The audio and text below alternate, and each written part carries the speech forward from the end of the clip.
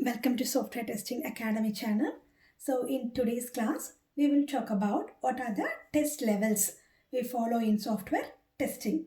So test levels are nothing but it's a group of test activities that we follow in order to test the software.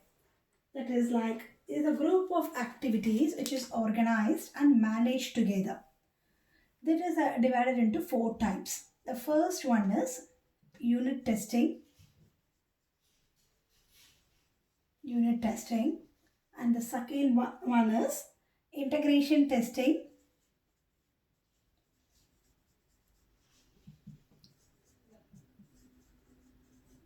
and the third type is system testing,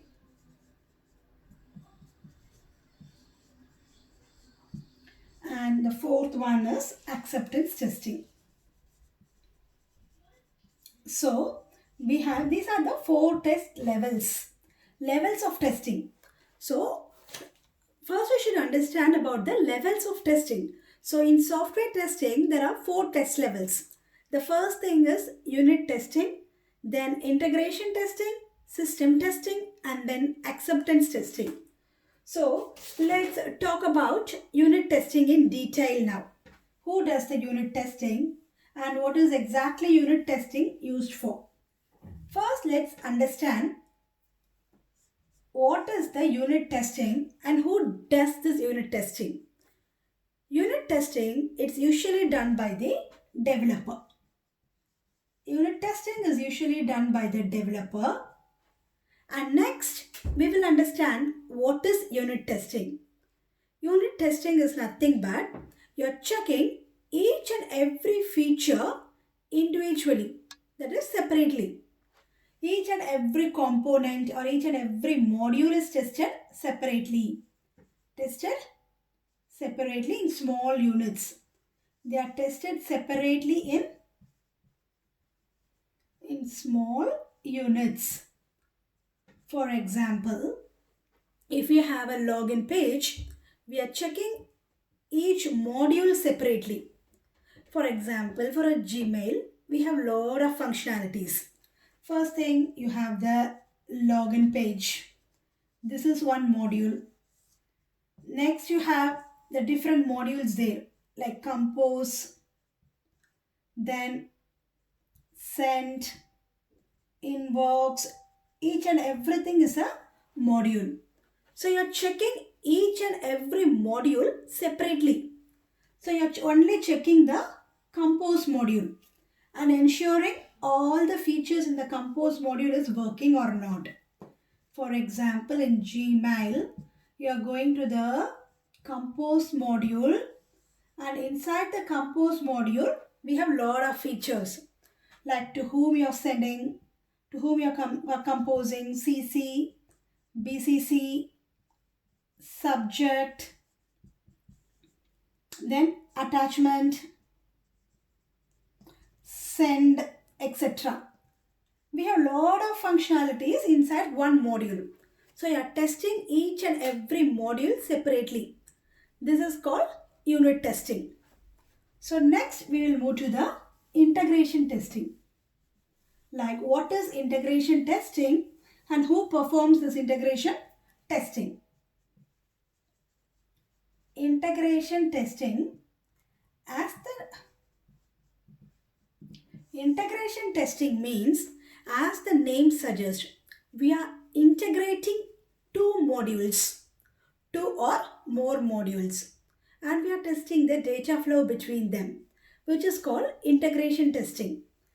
For example, before that, integration testing, you are integrating two or more modules. Integrating two or more modules and testing the data flow between them. And we are testing the data flow between them. So, for example, in Gmail, you have compose module and then the sent module. I'm taking these two modules now. What we have to do is, I'm going to the compose module and I'm composing my mail and I'm clicking on send button. In this way, I'm checking whether my compose module and all the functionalities in this is working fine or not. After that, I'm going to my send box and ensuring whether I received my mail or not. So in this way, I'm integrating two modules and testing the data flow between them. This is called integration testing. Integration testing is usually done by the testers. This is done by testers.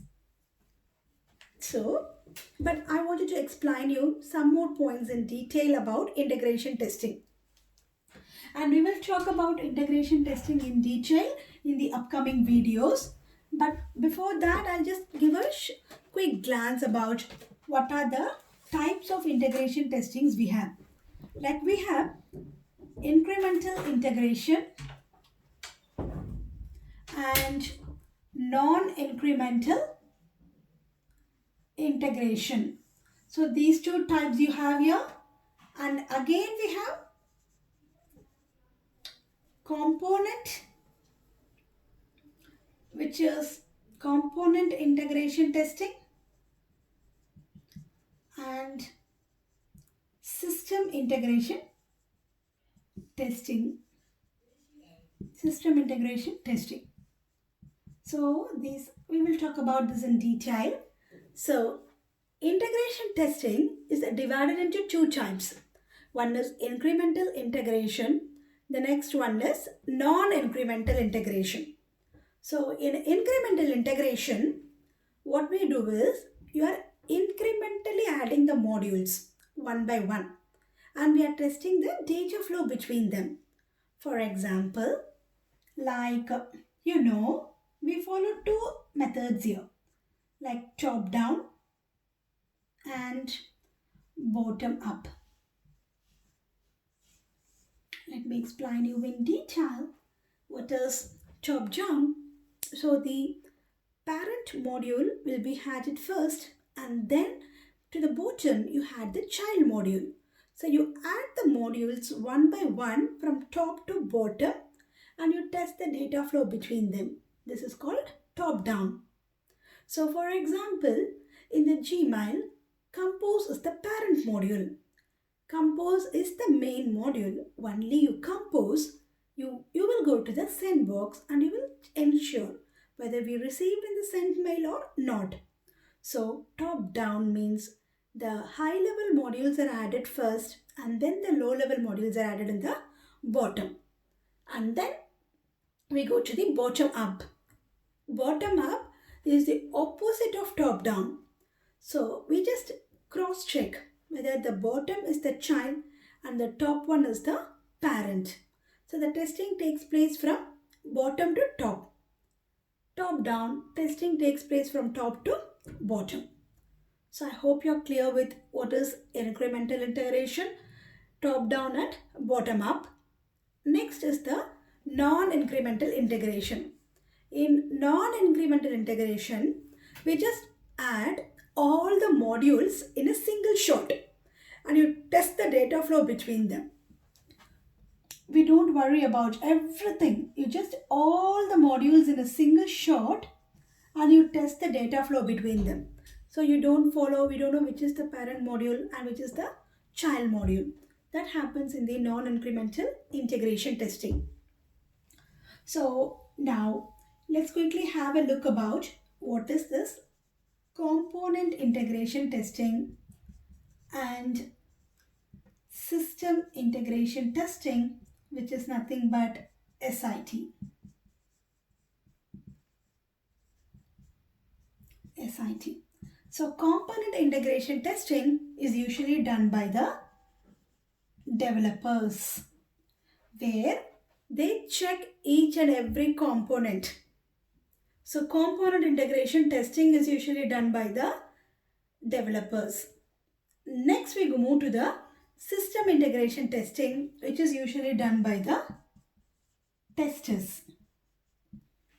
That means, for example, if you do any website, we have a lot of things for that. For example, we have a lot of back end. For example, if you fill an application, you go to the front end where you register your name and the login details. After that, it goes to the business logic.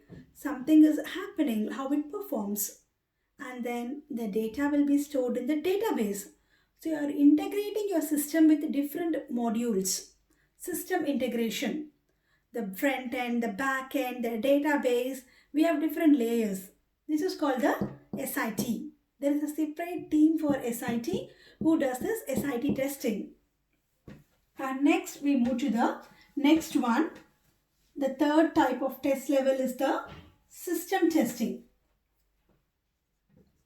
System testing. System testing is done by testers. So 90% of testing is done in the system testing in our third phase. So this is usually done by testers, and 90% of our testing is carried out in the system testing. The main objective of system testing is to find as many defects as possible. You need to find as many defects as possible and ensure whether it is working according to the customer's requirement or not. And what we do here is, in system testing, all the modules are tested. All the modules are tested from starting to end. Overall, from starting to end. For example, if you go to the e-commerce website like Amazon, so you need to go with the first page like registration page or sign-in page. First, you need to sign in with your username and the password. We need to ensure all the components are tested as a whole. Go to sign-in page, add your ID and the password. Then we will check whether it is going to the next page or not. And then in the next page, we will check the search functionality, whether we are able to search and using some criteria within the price within the particular range, or this color, or which category you're going to select. We will search according to that, and then we will check whether the item is added to the cart or not, and then whether we are able to proceed to the checkout page. So all the components are tested as a whole from starting to end, whether all the modules are connected and it's working fine or not. This is called system testing, and this is usually done by the testers. And moving to the next stage, which is the acceptance testing. Acceptance testing, this is done by end users or the business stakeholders. Or acceptance testing is done by end users or business stakeholders. It is done by the end users and the business stakeholders. The objective of acceptance testing is to ensure that everything is working according to the customer's expectation. Everything is working fine according to the customer's requirement. You need to ensure overall product is working perfectly fine. Overall product is working fine according to the customer's expectation. This is called where the persons they act like a real users, but they have a strong knowledge about the application. This is done in the acceptance testing. It is also called red box testing or final acceptance testing. Red box or final acceptance testing. We have different types in acceptance testing. We have different types like alpha testing, then beta testing. I will talk about alpha testing, beta testing in detail in the next video. So stay tuned for the next video. Until then, it's shining off. Bye bye.